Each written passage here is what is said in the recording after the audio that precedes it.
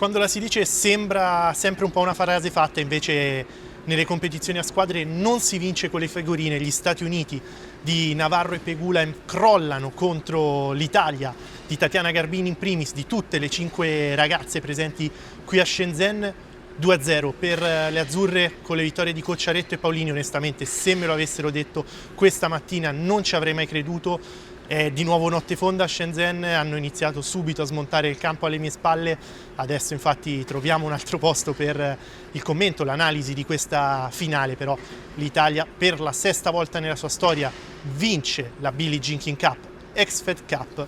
Sì, guarda, un po' diverso è stato onestamente. L'anno scorso probabilmente eravamo un pochettino favorite in finale, però sono sempre competizioni dove è difficile fare pronostici, no? Oggi era una partita secondo me sulla carta veramente dura e onestamente mai mi sarei aspettata di vincerla 2-0 e quindi non so, abbiamo secondo me fatto un ottimo lavoro e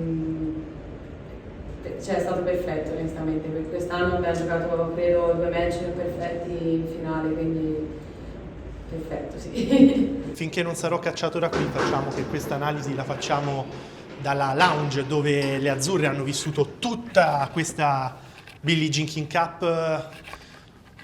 Davvero non so cosa dire, era una Billie Jean King Cup che ci aveva riservato un sorteggio già ostico contro la Cina, poi l'assenza di Qin Wenjiang ha aiutato, ma allo stesso tempo abbiamo sofferto anche contro Yuan e contro Xi Yuwang. È stata una partita vinta 2-0, ma con carattere dalle nostre ragazze, perché sarebbe tranquillamente potuta finire diversamente. Poi c'è stata quella contro l'Ucraina che, continua a dirlo in quel momento, perché poi è stata superata dalla vittoria oggi, è veramente è stato il successo più importante del percorso della nostra nazionale. La prima vittoria di Paolini contro Svitolina, il doppio, il coraggio comunque che aveva messo Cocciaretto, e Cocciaretto la partita con Kostiuk, seppur persa, se l'è ritrovata oggi contro Emma Navarro, perché quel grado di aggressività, dello stare vicino alla riga, dello stare bassa su questo campo, dell'andare veloce di braccio, dell'essere aggressiva, se l'è ritrovato tutto. 6-4 ad Emma Navarro,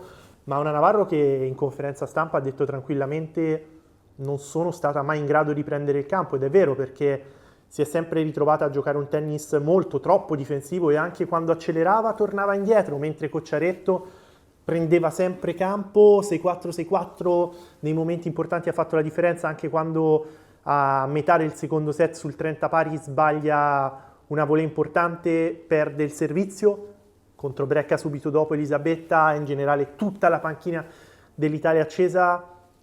L'Italia ha davvero più squadre, e questa, ripeto, sembra una frase fatta, però vedere anche le americane come hanno vissuto la sconfitta, un po' individualmente, un po' separate, non erano gruppo onestamente. Ora è facile dirlo, però anche nelle vittorie si vedeva proprio un clima diverso, perché se io ripenso all'Italia che perse a Siviglia, si vedeva che era un gruppo che comunque quel momento l'ha vissuto insieme. Tra l'altro poi una finale sì, sofferta nella sconfitta contro il Canada, però era una squadra che già si era superata ampiamente arrivando a quella finale, e onestamente non so se ci avrei creduto e poi saremmo stati campioni del mondo per 2 anni di fila.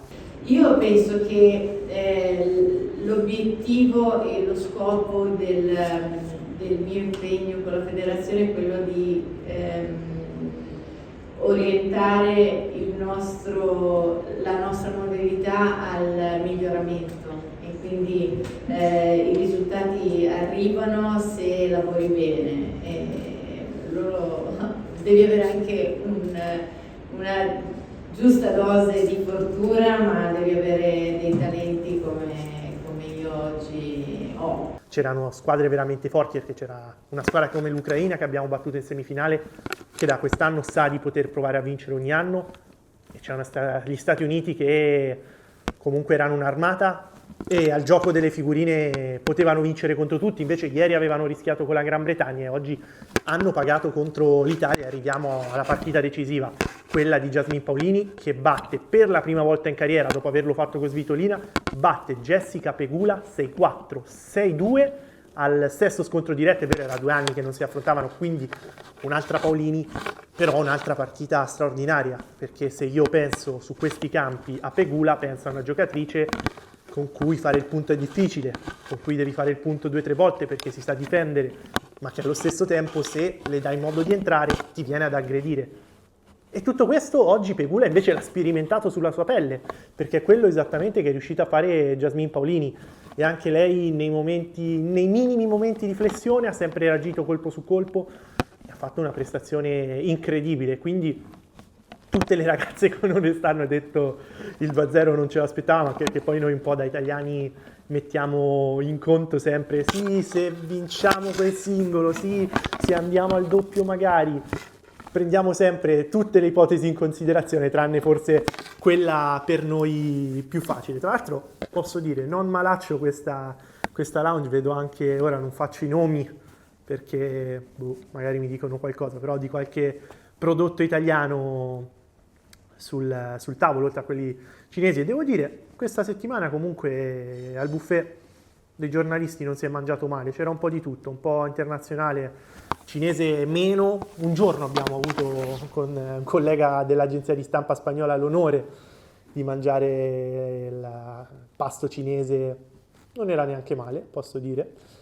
E che dire, adesso abbastanza tardi, quindi anche perché oltre a scrivere, oltre a montare questo video devo scrivere ancora 2 articoli per il Corriere dello Sport, ricordo, sono qui anche per loro, quindi ripeto, onestamente qualcosa di incredibile. Ecco, spezzo un'ultima lancia sul gruppo proprio perché Cocciaretto si è superata, Paolini lo sappiamo, Errani fuori dal campo fondamentale. Quello che mi ha sorpreso questa settimana è quanto stia attenta ad ogni dettaglio di ciò che fa Jasmine, come la tenga in piedi e la carichi anche magari nei momenti in cui ha una leggera flessione ed è sempre lì a tenere alto il morale. Non mi aspettavo di essere ancora qua e ripeto, l'ho detto anche prima, sono contentissima di far parte di questo gruppo, di poter aiutare in quello che posso.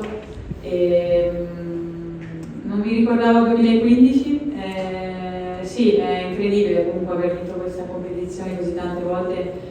Ripeto, per me è sempre stato un onore vestire la maglia della nazionale, quindi mi dà sempre grandissime emozioni. Tyra Grant, ogni volta che io andavo all'allenamento c'era un momento in cui Daniele Silvestre, Tatiana Garbino, le ragazze, chiunque si metteva le mani nei capelli a dire ma cosa fa? Cioè, in senso ovviamente accezione positiva, che mano ha, una ragazza da un potenziale pazzesco, che in questi allenamenti ci sono stati dei giorni in cui si è allenata veramente bene, ci sono stati dei giorni in cui magari aveva qualche flessione, però ha imparato tanto e ha affrontato questa avventura con un grande mood e comunque una giacca blu se l'è tranquillamente messa in bacheca, anche se la speranza è quella di vederla il prima possibile protagonista e per davvero tanti anni, magari con un nuovo gruppo, anche con un nuovo ciclo.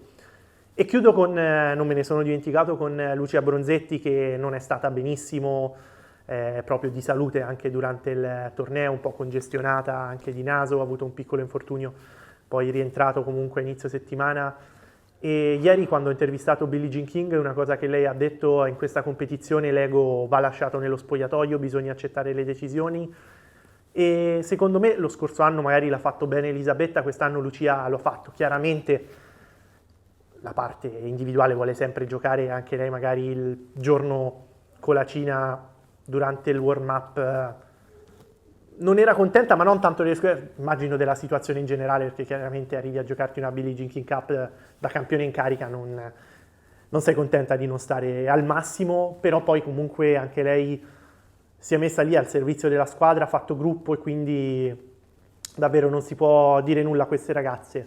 Si chiude quindi questa settimana a Shenzhen, però su Spazio Tennis, dove tra l'altro è uscita oggi un'intervista un po' lunghina di mezz'ora a Paolo Lorenzi, direttore internazionale BNL d'Italia e direttore del settore tecnico femminile, che vi invito a vedere perché anche a spezzoni, saltando qualcosa, è a mio parere interessante, soprattutto per merito di quello che ha detto lui. La nostra avventura in Cina continua con l'ATP 500 di Pechino, nonché WTA 1000, China Open, e domani alle 11:30 ho il volo per Pechino e poi continuerà anche con il Masters 1000 di Shanghai, quindi ci faremo in compagnia almeno altre 2 o 3 settimane, però per il momento l'inizio non poteva essere migliore, quindi se siete interessati ovviamente al proseguo di questa avventura e a quello che accadrà ai protagonisti del tennis azzurro in Cina, a Pechino ritroveremo anche le ragazze, l'invito è quello ovviamente di continuare a seguirci.